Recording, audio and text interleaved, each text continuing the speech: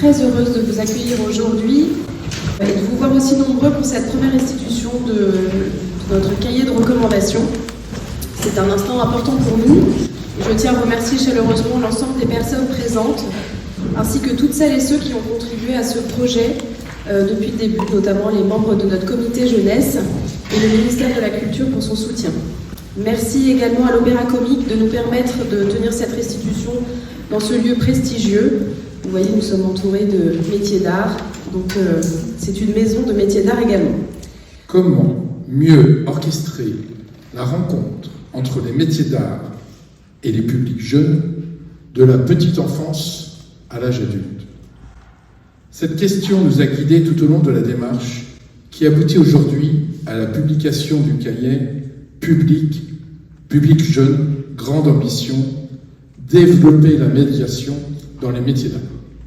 Cette conviction est au cœur de la mission de l'Institut pour les savoir-faire français qui œuvre depuis plus de 20 ans pour faire découvrir les métiers d'art aux jeunes, de la découverte dès la petite enfance, en passant par l'affirmation des individus, de leur choix personnel, de leur goût, à leur insertion professionnelle.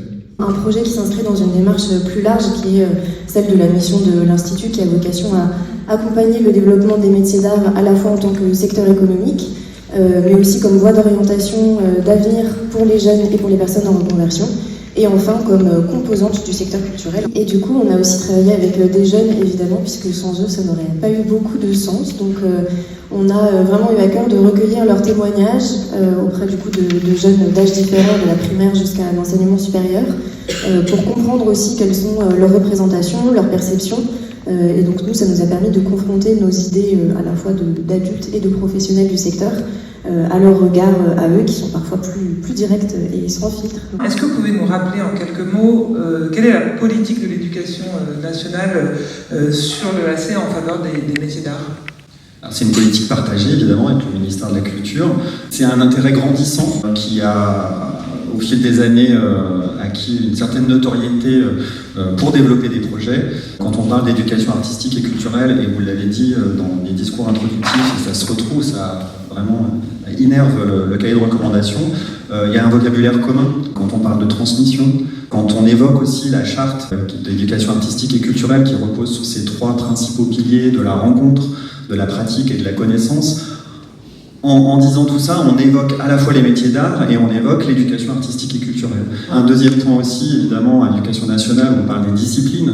On travaille de concert avec les inspections en voie professionnelle et en voie technologique, design et métiers d'art, pour développer justement des projets auprès de ces publics qui sont prioritaires. Et donc il existe un certain nombre d'initiatives qu'on partage aussi avec la DRAC Île-de-France pour développer des résidences territoriales, évidemment pour inciter, parce que là on parle de la section professionnelle, donc des lycéens et des lycéennes, d'inciter, de développer cette sensibilisation auprès des plus jeunes publics, notamment des collégiens à travers certaines initiatives. Est-ce que vous voulez nous dire un mot de cet exemple de cette classe à Pantin ? Oui.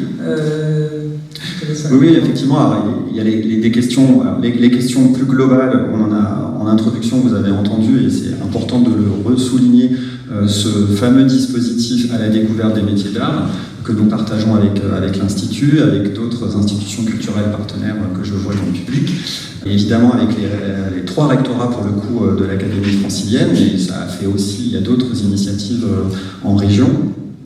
Donc ça permet à un certain nombre de classes, chaque année c'est 45 classes de collège, de 4e et 3e, qui sont sensibilisées aux métiers d'art, à tout ce qu'on vient de citer, c'est cette question vraiment de la rencontre professionnelle, de l'expérience sensible, du geste, parce qu'ils voient des démonstrations, mais parfois ils participent aussi à certains premiers gestes, et puis une exploration plus plastique et artistique. Donc ça c'est vraiment intéressant et ça existe depuis 2016, et j'en suis ravi. Et puis il y a des initiatives territoriales qui pour nous sont expérimentales et on aimerait que ce soit à vocation à être développé. Par exemple sur le territoire d'Est Ensemble en Seine-Saint-Denis, où il y a un dispositif à peu près au même moment que le lancement de la découverte des métiers d'art, qui s'appelle Un métier d'art, une classe, et donc c'est en lien avec le pôle des métiers d'art qui est à Pantin par exemple, et ça existe depuis une dizaine d'années au collège Jean Lolive. Il y a une classe de 3e qui est une classe presque comme une sorte de classe à horaire aménagé, mais dédiée aux métiers d'art, avec des expériences de projets donc, qu'ils ont pu avoir pendant un semestre autour d'un artisan d'art la broderie, la céramique, une vraie sensibilisation. Et donc il y a déjà deux ou trois autres collèges qui ont vocation sur le territoire d'Est Ensemble à accueillir ces classes métiers d'art. Et je trouve que c'est une belle initiative. Et après, il existe des petits projets ponctuels, mais c'est ce genre d'initiative et d'implication aussi des territoires qui permettrait de développer plus largement cette sensibilisation au métier d'art. Les projets d'éducation artistique et culturelle sont des projets qui sont souvent formatés pour être des projets de classe, qui a un intérêt puisque une classe c'est un public lambda. Trop souvent dans les métiers d'art jusque-là, on est plutôt vers déjà un public qu'on souhaite orienter, sensibiliser parce qu'il ne pourra pas aller en voie générale par exemple. Les projets d'éducation artistique et culturelle qui sont orientés vers les métiers d'art, c'est important.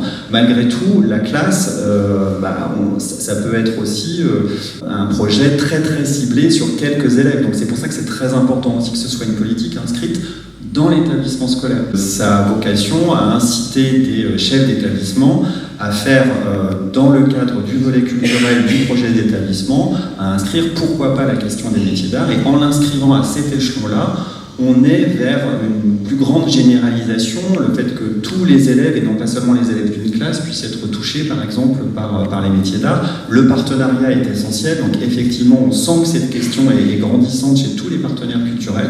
On est là ici, et c'est important que les équipes ensuite enseignantes, les chefs d'établissement puissent se dire je vais voir un spectacle à l'Opéra Comique, je peux avoir aussi cette sensibilisation au métier d'art. C'est vrai dans la création contemporaine, nos nombreux artistes contemporains vont travailler avec des artisans d'art